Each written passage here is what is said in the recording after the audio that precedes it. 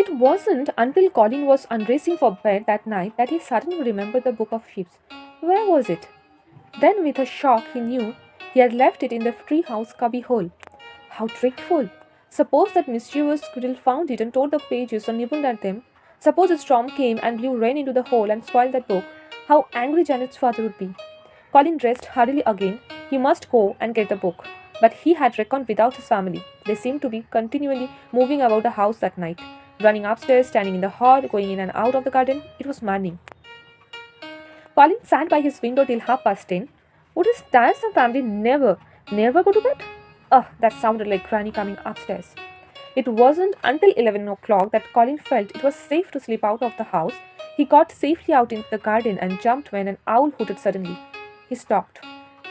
Would he know the way to the tree in the dark? It was almost dark now, and in the wood it would be pitch black. Colin felt a nasty little stab of fear. It wouldn't really be very nice in windy woods at night.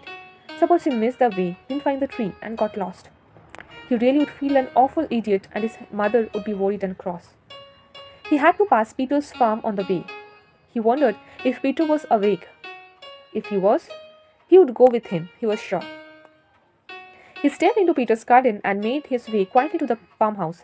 He knew where Peter's bedroom was. The farmhouse was in complete darkness. Everyone was in bed. Colin took up a few small pebbles and threw one carefully at Peter's window. It fell back again. Colin threw another, waiting for it to hit the window, but it didn't. The window was open, and the pebble flew inside and hit Peter neatly on the cheek as he slept peacefully in bed. He woke with a jump, sat up, and stared crossly round the dark room. He rubbed his cheek, wondering what had happened. Another pebble came it and the window and hit the wall. Hello, someone's throwing stones, said Peter to himself, and he went cautiously to the window. He made out someone standing below. Who is it? Whispered Beard, as loudly as he could without making too much noise. It's me, Colin, came a whisper from below. Peter, listen, I have left your father's book in the tree house, in the cubby hole. I must get it. Will you come with me? Oh, yes, said Peter, thrilled at the idea of going into windy woods at night and climbing up into the tree house. It would be quite an adventure, lovely. He slipped on a jumper and a pair of jeans and skimmed down the tree that grew obliquely outside his window. In a moment, he and Colin were slipping down the path like shadows. Colin felt perfectly brave the moment that Peter was with him. I was afraid I might not find the tree, he whispered as they padded along. You are so good at finding your way, and I thought you would know it even in the dark. Yes, I shall, said Peter. But anyway, I have brought a torch with me. This is fun, isn't it? They came to windy woods, which were quiet tonight. Very little wind was about, and the trees made hardly any noise. An owl hooted again and made both boys jump. I'm glad I'm not a mouse, said Peter. I should be scared stiff of an owl's hoot. They came to the tree. Peter went up first, shining the torch down now and again for Colin, who found it difficult to climb in the dark. At last they came to the platform. It looked strange and desolate in the light of Peter's torch. Now to get the book, said Colin, and he shone the torch in at the hole. He gave a sudden exclamation. Hey, someone's been here again. Everything is upside down and muddled up as if someone's been hunting for something. Food, probably? Well, we didn't live much, said Peter. Bother, it can't be that squirrel. It must be someone who has discovered our treehouse. Is your book there? Yes, thank goodness, said Colin. Peter, who comes here? It's Manning. It isn't. I can think. And then he heard a sound that astonished him. It was a very small sound indeed, and it came from somewhere in the tree. Did you hear that? It sounded like a tinny mew, but there can't be a cat up here. He swung his torch round and about to see if he could find a hidden cat, and then he suddenly clutched Colin and pointed silently. In the light of his torch was a pair of bare feet. Someone was sitting silently on a branch above them, his feet showing in the torchlight. Who could he be? Peter suddenly made a grab for the two bare feet and caught hold of them. There was a yell and the feet began to kick out, but Peter held them tightly. You come on down, he said angrily. Who are you? How dare you come to our treehouse and mess our things up? Come on down. Let me go, said a boy's voice. And then there came a mewing noise again, and to the two boys' surprise, a small kitten leapt down to a nearby branch and stared at Peter and Colin with wide open green eyes.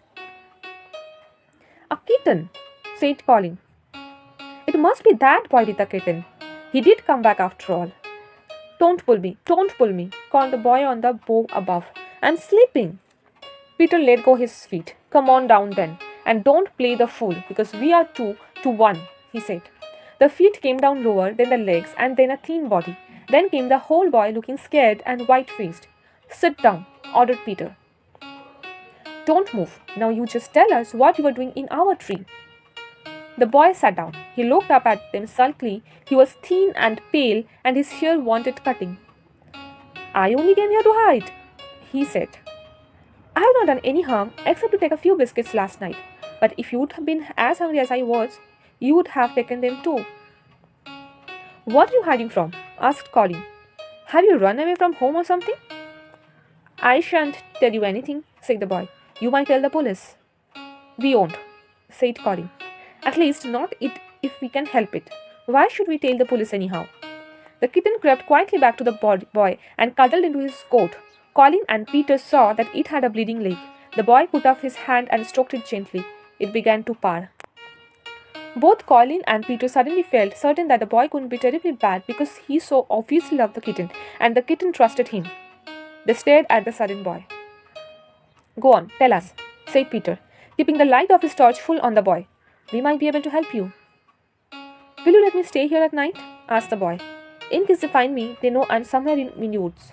Who? Asked Peter. Tell us everything. What's your name to begin with? Jeff, said the boy, still stroking the kitten. It all began when my mother went to hospital. I lived with her, my dad's dead, so there's only us two. But when Mom was taken to hospital, I was sent to my Uncle Harry and my Aunt Lizzie. I stayed there a week, said Jeff, and my mother didn't come out of hospital and nobody would tell me anything. Suppose she never came out. What was I to do? All I had was my kitten. I didn't want my uncle and aunt to look after me. They're bad. My mother always said so, and she knew they have got bad friends and they do bad things. Oh, they steal and worse things. They were all right to me. I mean, they gave me food, my aunt mended some of my clothes, but they were cruel to my kitten. Colin and Peter stared at Jeff in sympathy. Peter knew how he would have felt if someone had been unkind to Scamper. Did they hurt the kitten's leg where it's bleeding? He asked. Jeff nodded. Yes, Uncle kicked at it. It's not so bad now, but it was very bad at first. So that day I ran away and took the kitten with me. I hid in an empty house first, but they came after me. Then I came to this wood and guessed you were up this tree when your dog barked. So when you would gone, I climbed up. I see, said Peter, and ate our biscuits and chocolate. But why are your uncle and aunt bothering about you? They know you can go back when you want to. This isn't my aunt, said Jeff. It's my uncle and his friend Mr. Teaser. They're afraid I know too much. Too much about what? Asked Colin. I used to sleep in the sitting room, explained Jeff. And one night I heard them talking about some plan they were making. I just had a few things, but I couldn't make a head or tail of them. I turned over to get more comfortable, and my uncle jumped up and accused me of listening. Nothing that I heard makes any sense, but they don't believe that they are after me. I saw Mr. Teaser in the woods today with his dog. They're hunting me, and I'm scared. That is why I came up to your tree house. Can't I stay? Yes, you stay here for the night, said Peter. Get out the cushions, make yourself comfortable, and tomorrow we will all come and think what to do. Don't you worry, the Secret Seven will put things right. Peter and Colin helped the boy to get out the cushions from the rubber sheet. The kitten sat on a nearby branch watching. It was a clear little thing and a fluffy tabby. You can have the rest of our biscuits and a drink too, if you want to, said Colin. Oh, I nearly forgot that shipbook. I must get it out of the cubby hole. He pulled it out, and then the two boys began to climb down the tree again, feeling carefully for footholds. It wasn't nearly so easy to climb down in the dark as it was in the daylight. Good night, called the boy gratefully. And thanks for your help. Are you coming tomorrow? Could you bring me a spot of milk for my kitten, please? Yes, of course, and a bit of fish if you can, called back Peter. Don't fall out of the tree when you are asleep. Colin and Peter made their way home, talking in low voices about the boy and his curious story. What you suppose his uncle and that friend of his, Mr. Teaser, were planning to do and were afraid Safe have overheard? Said Peter. If it was a robbery or something, we ought to try and stop it. Well, if we can find out anything from Jeff, I really do think we ought to tell someone, said Colin. Your parents, for instance? Yes, but it would be nice to see if the Secret Seven can do something about it first, said Peter. We will call a meeting tomorrow up the tree with Jeff there and we will see what we can get out of him. He must have heard something that was said. Right. That this is great. Just when we thought nothing would ever happen, something does. Do you want me to go and tell everyone tomorrow morning that something is up and we must meet at the tree? Yes, said Peter. Passwords and everything. I will be at the bottom of the tree and nobody must yell out the password. Just whisper it. Badges must be worn too. Good, said Colin pleased. Well, we will say good night here and this is your get, isn't it? Good thing I went back for this book tonight, wasn't it? We wouldn't have caught Jeff if I hadn't. The boys went their different ways, and Peter wondered whether or not to wake Janet and tell her about the boy in the tree house. But he decided not to. It would keep till morning.